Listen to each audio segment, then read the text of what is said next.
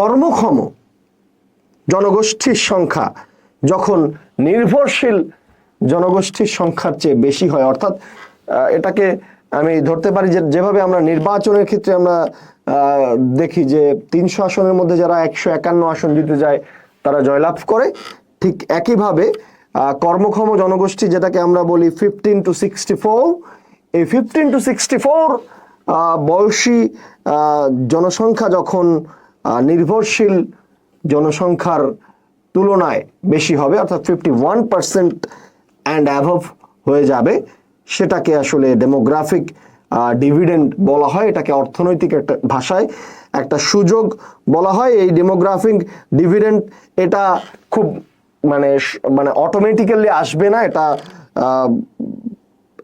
এটার জন্য যথাযথ নীতি, বিনিয়োগ এবং বাস্তবায়ন প্রয়োজন।